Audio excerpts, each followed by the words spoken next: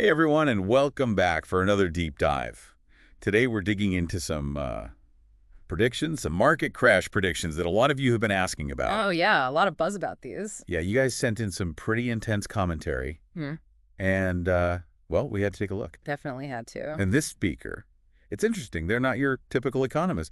They actually studied business and marketing at Harvard. Yeah, it gives them kind of a different perspective. It does, yeah. What really stood out to me was, they're comparing what's going on right now to like some of the biggest crashes in history, like Yeah, 2008 housing crisis, even going back to the Great Depression. they really went there. And they're talking some pretty steep drops, like as early as 2025, in both housing and stock markets. Yeah, some big numbers. Yeah. Like for housing, they're saying a potential 62% crash, Wow. which, just to compare, that's double what happened in 2008. Double. And then in the stock market, they're talking like an 89% drop in the S&P 500 Oh, wow. and a 94% drop in the NASDAQ. So that's getting into like 1929 territory. So Exactly. let's break it down. What's what's driving these really bold predictions? What's their reasoning? Well, their main argument kind of centers around the concept of economic bubbles, Okay. which, you've probably heard this term before, but think of it like blowing up a balloon. Okay. You keep adding air and it gets bigger and bigger, but eventually it pops. Right. So how does that relate to like housing and the stock market? Well, in this case, the air is like inflated prices. Okay. So they're saying that, houses, stocks, the prices have gotten way detached from what they're actually worth. It's all kind of hype. Yeah, it's driven by speculation, by hype, not by like, solid fundamentals. Hmm. So eventually that hype, it's gonna fade and reality sets in. And that's when you get that rapid decline in prices, Yeah. just like all the air rushing out of that popped balloon. So like in 2008 when like everybody thought housing prices would just go up and up forever. Exactly. And then And same thing happened with the stock market in 1929, which led to. led to the Great Depression. Right. So this speaker's basically saying we're in a similar bubble right now.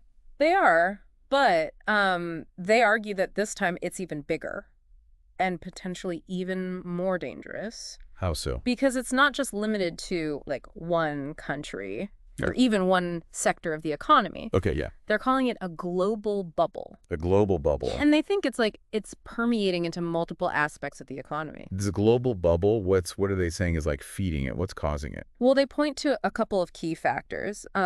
One of the biggest culprits, according to them, is government spending Right. and the growing national debt. Okay. They specifically mentioned that the U.S. has been running on like a 16-year streak of deficits. Wow. No balanced budget since 2001. For those of us who are like not economics experts, break that down a little. Like, what does that actually mean and why is that a concern? Sure. So basically, when a government spends more money than it takes in through taxes and revenue and things like that, that creates what's called a budget deficit. Right. So to cover that deficit, the government has to borrow money, Right. which adds to the national debt. And if this keeps happening, over time, the debt can get to like unsustainable levels. Okay, so how does that tie back to this whole global bubble idea? Well, this is where I think the speaker's marketing background comes in. Okay. Because they're arguing that, all this government spending, while it's intended to like stimulate the economy, it's actually creating this false sense of prosperity. Right. It's like giving someone a bunch of caffeine to like stay awake. Okay. Might work for a while, but eventually, they're going to crash even harder. Not a good long-term strategy. Exactly. And it kind of ties into their bigger point about the dangers of these economic bubbles. Because Sure. by masking these underlying weaknesses with all this spending and this artificial stimulation, we're basically just inflating that bubble even more. So we're making the pop even bigger. Exactly. Making that eventual burst even more severe. But isn't there like a time and a place for the government to intervene in the economy? Especially like during tough times. Oh, absolutely. And sometimes it's necessary. Yeah. The speaker isn't saying that all government intervention is bad. It's more about the long-term consequences if you rely on it too heavily for too long. So it's about finding that balance. Yeah, finding that sustainable balance. Okay. They're saying that this constant need for stimulation, particularly over the past, 15 years or so, that could actually be a sign of a much deeper economic weakness. So instead of fixing the problem, we're just kind of putting Band-Aid on it. Yeah, that's one way to look at it. And this continuous bandaging is what's feeding this global bubble they're talking about, making us really vulnerable to to this major correction. Okay. What about recessions?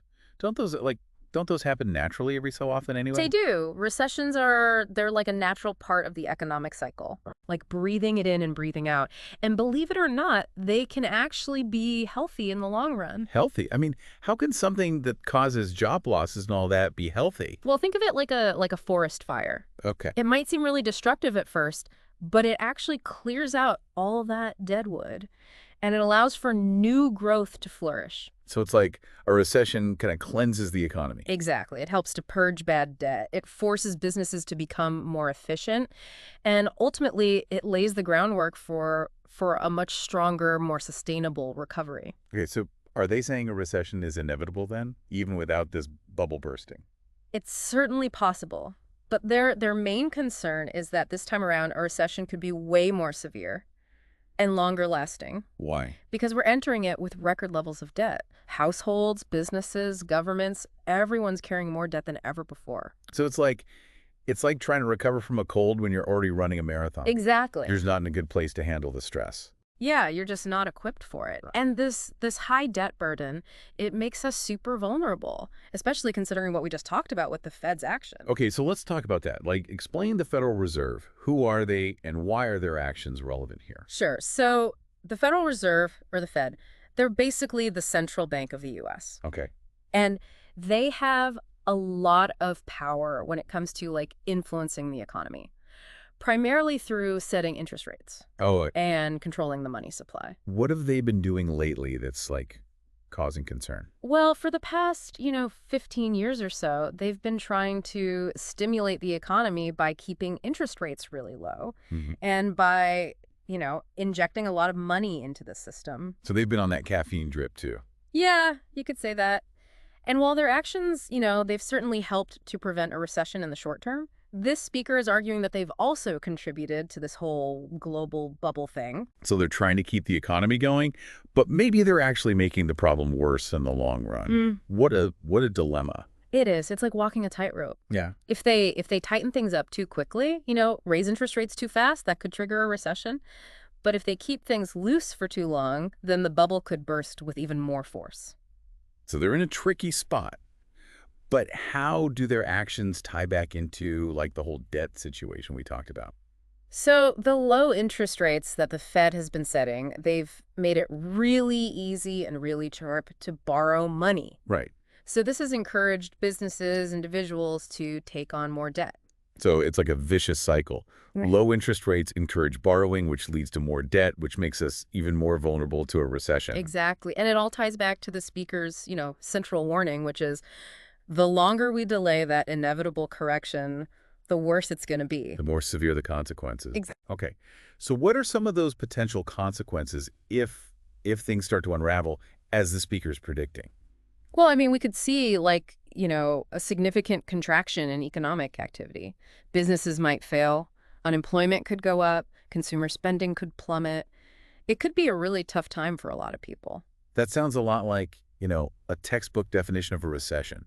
It is. Or even a depression. And remember, this speaker's saying it could be even worse than past recessions because of these like record high debt levels. Exactly. It's not just a recession, it's like a supersized It's recession. precise because of all the debt. Exactly. That's a pretty sobering thought. So what can our listeners do? Like how can they prepare if this economic storm does hit?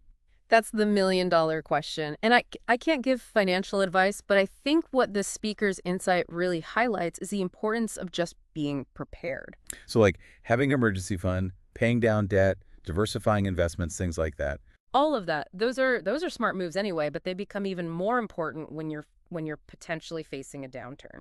Like battening down the hatches before a hurricane hits. Exactly. And it's not about panicking, it's just about being informed and taking practical steps to protect yourself and your family. What are some signs? Like what should people be watching for that things might be heading in that direction?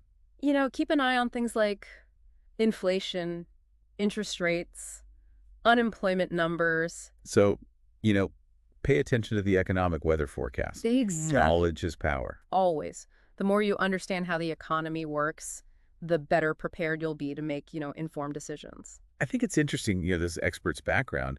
It really makes you think about how valuable it can be to see things from different angles. I mean, they don't have a traditional economics degree, but they clearly get how these things connect. Absolutely. They're looking beyond just, the numbers. They're considering consumer behavior, business psychology, the whole picture.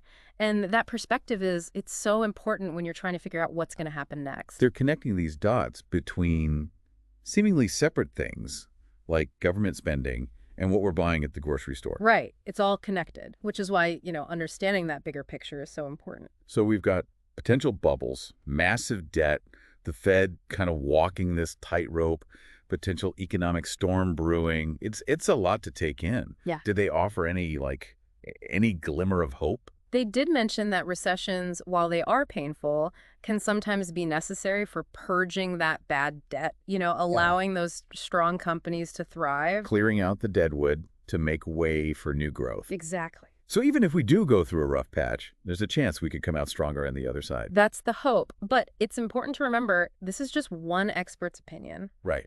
The future is, inherently uncertain. Like trying to predict the weather. You can look at the models and make your best guess, but ultimately, Mother Nature is in control. Exactly. But even if we can't control the weather, we can prepare for it. Right. And the same goes for the economy. So by understanding the risks and taking steps to kind of mitigate them, we can at least increase our chances of weathering that storm. Absolutely. So for our listener, you might be thinking, okay, this is all very interesting, but what can I actually do about it? Yeah, that's a great question.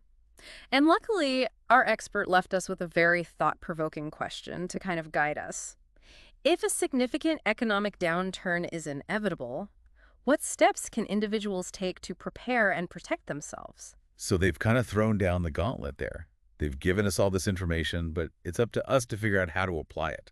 And I think that's what makes this perspective so valuable. They're not just telling us what to think. Right. They're encouraging us to think for ourselves, To take control. to take control of our financial futures. So where do we even begin? Well, I think a good first step is to assess your current financial situation. Okay. How much debt are you carrying? Do you have an emergency fund?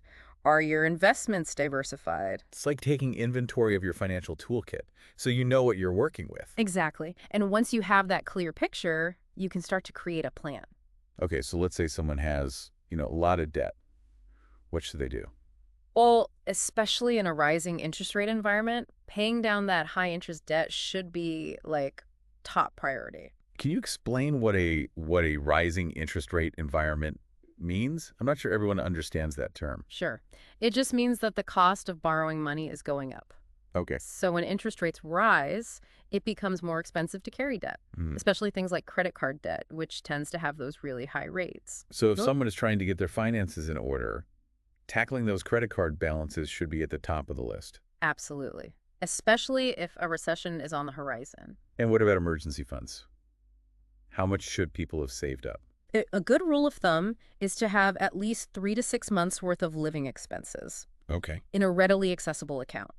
But in a volatile economic climate like we might be facing, it might be smart to aim for that higher end. So enough to cover your essential bills for at least 6 months if you lose your job. Yeah, or if you have some major unexpected expense. Exactly. It's all about having that peace of mind, knowing you can weather a financial storm without going into debt. Like having a safety net, so you don't fall too far if things get rough. Exactly. And finally, don't forget about those investments. The diversification is key, right? Yeah. Not putting all your eggs in one basket. Absolutely. You want to spread your investments across different asset classes, like stocks, bonds, real estate.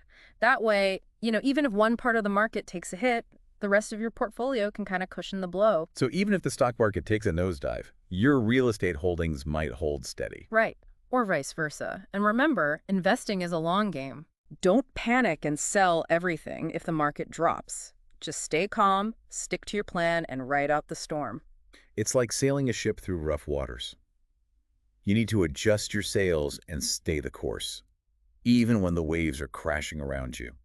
Love that analogy. And just like a skilled sailor, you need to be prepared, you need to be knowledgeable, and you need to be adaptable. To navigate these ever-changing economic seas. Exactly. So we covered a lot of ground today. We've got potential bubbles, massive debt, the Fed's dilemma, the potential for a supersized recession.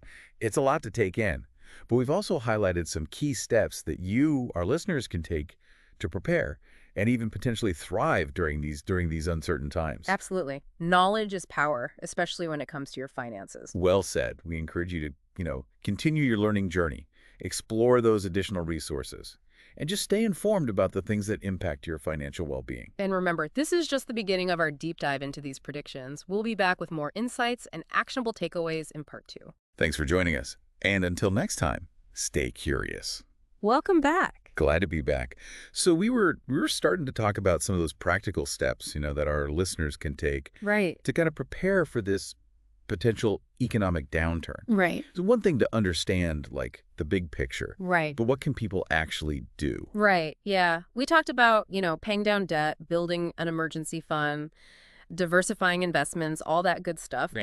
Those are the foundational things. But, let's dig a little deeper into each one, starting with debt. Okay, debt. What are some practical tips for tackling that, especially when, interest rates are on the rise like they are right now? Yeah, well, I think the very first step is, it sounds basic, but create a budget and actually track your spending. Okay. It's amazing how many people Yeah. don't really know where their money's going each month. It's easy to, like, swipe that credit card and not even think about it. Yeah, totally. So once you have a clear picture of your income and your expenses, where your money's coming from, where it's going, Right. then you can start to identify areas where you can cut back. Okay. Maybe it's eating out less. Maybe it's finding cheaper entertainment options. Right. Maybe it's negotiating lower rates on some of your bills. So it's about finding ways to kind of free up more cash flow so you can throw it at those debts. Exactly, exactly. And when it comes to actually paying down the debts, there are a couple of, popular strategies. Okay. One is called the snowball method, Okay. where you focus on paying off the smallest debts first, just to kind of like build momentum. Okay. The other one is called the avalanche method, where you target the debts with the highest interest rates first, Okay. because that's going to save you more money in the long run. So snowball for motivation, avalanche for efficiency. Yeah, exactly. I like it. And what about different types of debt? We talked about credit cards, but what about things like student loans or even like a mortgage? Yeah, well, those can be a little trickier, especially mortgages. Those are typically long-term loans, Right. and they tend to have relatively low interest rates. If you have a mortgage, it's probably not worth refinancing right now with rates going up. Okay. But if you're thinking about buying a house, that's a tough one. Yeah. Is it better to, like, wait things out, given that there's a potential for a housing crash? It really depends. It depends on, your individual circumstances Right. and your risk tolerance. If you're planning to stay in the house for, for a long time, Right. then a short-term dip in the market might not matter as much. You're playing the long game. Exactly, exactly. Right. But on the other hand, if you're in a strong financial position Okay. and you can afford to, ride out any potential dips in the market, Right. a downturn could actually present a buying opportunity. So for those who are prepared Mm. and patient, a crash could actually be a good thing. It'd be a chance to, to snag a deal. Interesting. Okay, let's move on to emergency funds. Okay. You mentioned, having that 3 to 6 months of living expenses saved up. Right. But what if someone is, living paycheck to paycheck? How do they even begin to build that kind of cushion? It's tough.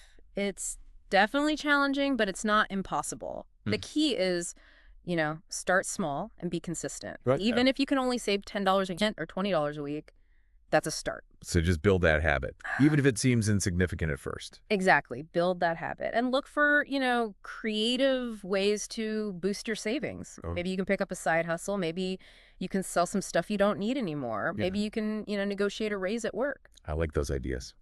Okay, and then the last piece of the puzzle, diversifying those investments.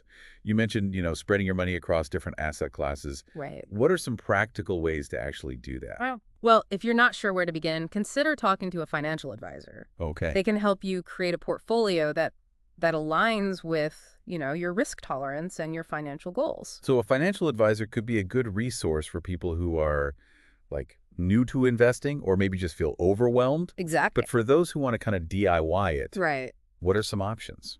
Well, there are a ton of resources available online, in libraries. You can learn about all the different types of investments. Okay. Stocks, bonds, mutual funds, exchange-traded funds, ETFs. Right, right.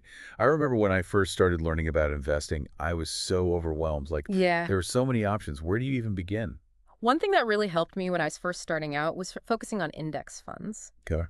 They're basically baskets of stocks or bonds that track a specific market index, like the S&P 500. Okay. So they offer, instant diversification, Okay. and they tend to have lower fees than actively managed funds. So for like a beginner investor, index funds could be a good, like, entry point. Definitely a good option to consider. Okay. And remember, diversification isn't just about spreading your money across, different types of assets. It's Mhm. also about spreading it across different sectors and different geographies. So not just stocks versus bonds, but like tech stocks versus healthcare stocks, Exactly. or like U.S. stocks versus international stocks. Right, exactly. The goal is to create a portfolio that's resilient, Okay. that can weather different, market conditions. So even if like one part of the world is experiencing a downturn, your investments in, another region might be doing just fine. Exactly. Now let's shift gears a little bit and Yeah. talk about that cleansing effect of recessions that we touched on earlier. Yeah, it seems so counterintuitive. It does. But you were saying that recessions can actually have some positive outcomes in the long run. They can. They can. Think back to, the dot-com bubble bursting back in the early 2000s. A lot of companies went under. There was a lot of economic pain, Mhm. but it cleared the way for this whole new generation of innovative companies to emerge. Just like a forest fire that, burns away the underbrush to allow for that new growth. Exactly. Yeah. And it's not just about, new companies. Right. Recessions can also force existing companies to become more efficient, Right. more innovative. They have to, streamline their operations, Right. cut costs, find, new ways to compete. It's kind of like a survival of the fittest scenario. Right. Right. Only the strongest and most adaptable companies tend to survive recessions. So while recessions are definitely tough, they can also be like a catalyst for positive change.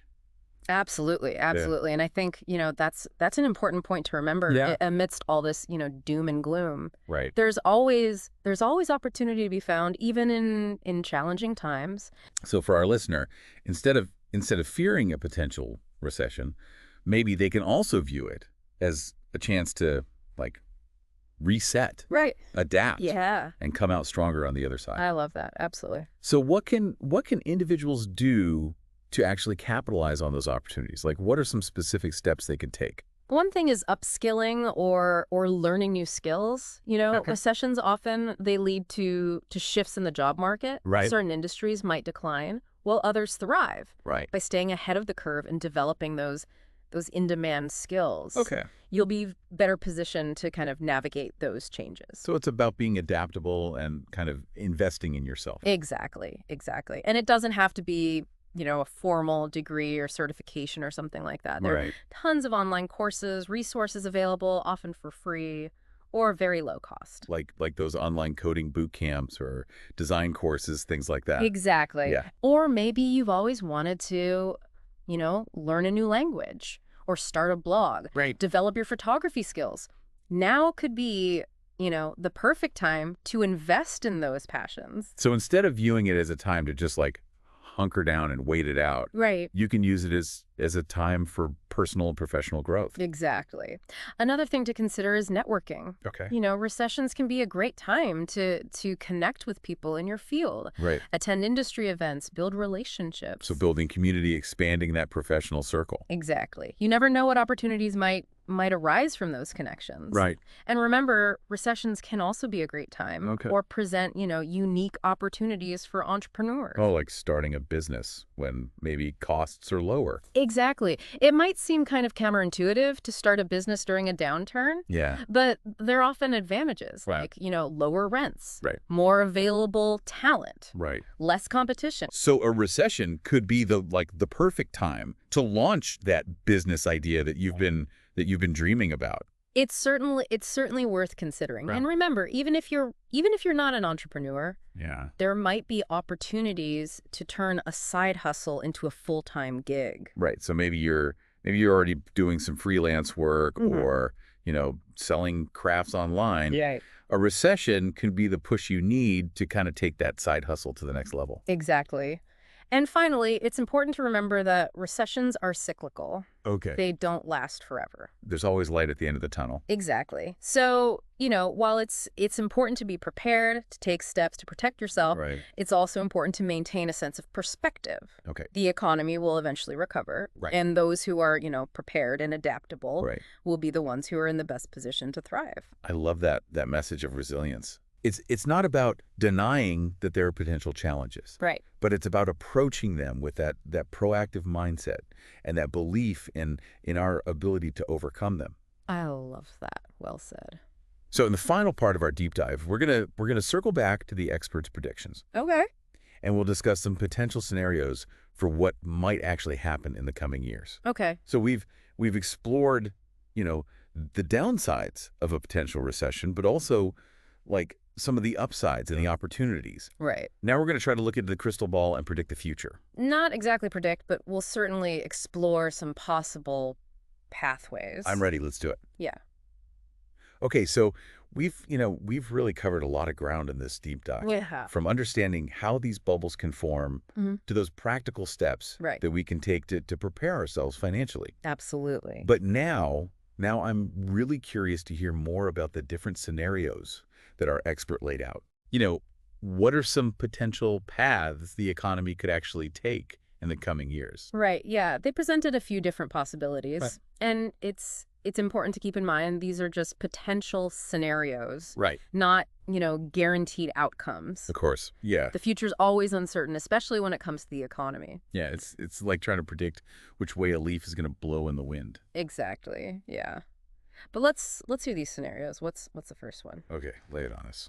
All right, so the first scenario is the one that we've been kind of focusing on, Okay. which is, a significant economic downturn, potentially even more severe than past recessions because of, all that debt. So the bubble bursts, Yeah, the bubble bursts. leading to a major correction. Exactly. So in this scenario, you could see like a sharp drop in the stock market, Mm, a decline in housing prices, rising unemployment, just a general contraction in economic activity. that's good. That's pretty bleak. It can be, yeah.